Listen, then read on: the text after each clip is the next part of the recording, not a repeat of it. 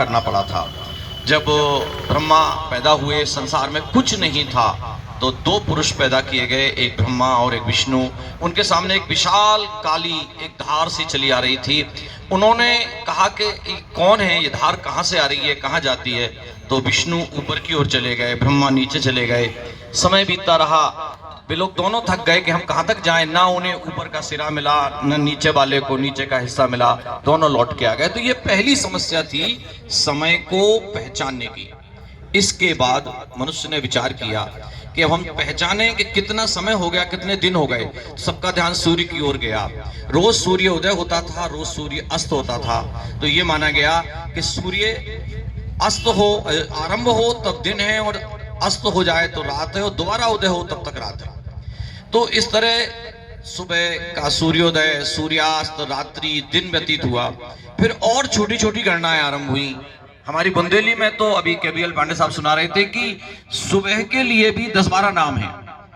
तारों छैया भुंसारो ने कहा, छिरिया वेरा भुंसारो जब बकरियां जाने लगे, कतक्यारी वेरा भुंसारो जब कतक्यारी नहाने जाने लगे वो भुंसारो, कुकरा वेरा भुंसारो जब बोलने लगे मुर्गे वो भुंसारो। तो इस तरह सुबह के ही बहुत सारी उपमाएं हैं।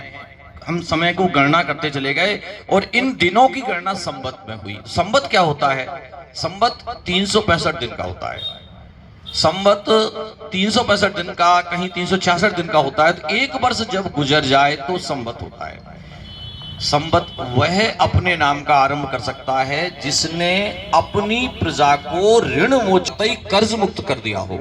एक राजा जो दिग्विजयी हो, जो एक राज्य का पालन करता हो, उसने जिस दिन अपने राजकोष से प्रजा के एक एक व्यक्ति का, मजदूर से लेकर सेठ का, सबका ऋण मोचन कर दिया हो, उस दिन वो अपने नाम का संवत आरंभ कर।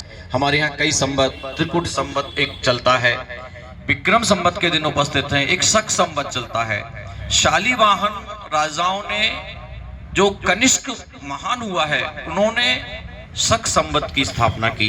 शक संवत ईसवी संवत के 78 वर्ष बाद शुरू हुआ, और हमारा विक्रम संवत ईसवी सदी के 57 साल पहले शुरू हुआ। दोनों संवतों में 135 साल का फर्क है। शक संवत का उल्लेख हमारे सरकारी कैलेंडर में रहता है। शक संवत 15 दिन बाद शुरू होगा। हमारा संवत आज से शुरू हो रहा है। का वित्त वर्ष 1 अप्रैल से शुरू होता था, लगभग इसी के आसपास शुरू होता था। इसकी हमारी जो शुरुआत रखी वो विक्रमादित्य ने की। विक्रमादित्य एकमात्र ऐसे राजा थे जिनका संस्कृत ग्रंथों में भी उल्लेख है और लोक में उल्लेख है। हजारों किस्से प्रचलित हैं विक्रमादित्य के नाम के। कहते तो ये भी है कि विक्रमादित्य एक नहीं थे, लेकिन विक्रम संवत एक है। उज्जैन में विक्रमादित्य हुए तो हम तो यही मानेंगे कि विक्रम एक ही थे। छोटी छोटी कथाएं हैं उनके बारे में। संस्कृत में 2 पुस्तकें हैं, बेताल पच्चीसी और सिंहासन बत्तीसी। बेताल पच्चीसी इस तरह से है कि एक साधु आता है, फल देता है राजा को। राजा उस फल को कोषागार में रख देता है, खजाने में रख देता है। जाके कहाँ करे उस फल का, खा तो नहीं सकता। इस तरह फल रखता जाता है, और आखिरी दिन जब वो 15 दिन हो जाते हैं, जब पहुंचता है तो पता पड़ा सारे फल सोने के हो गए हैं। 16वें दिन बुरा आता है, मैं 15 दिन से फल दे रहा था, आज रात को मैं आऊंगा, तुम मुझे शमशान ले चलना, मैं बड़ी सिद्धि करूंगा, विक्रमादित्य तुम अमर हो जाओगे। तो हमारे यहाँ तो राजाओं को या किसी को भी अमर होने की कोई चिंता नहीं थी। कभी हमारे यहाँ इतिहास की लेखन हुई नहीं, क्योंकि ये माना जाता है कि ईश्वर बड़ी सत्ता है, समय बड़ी सत्ता है, कालो या तो।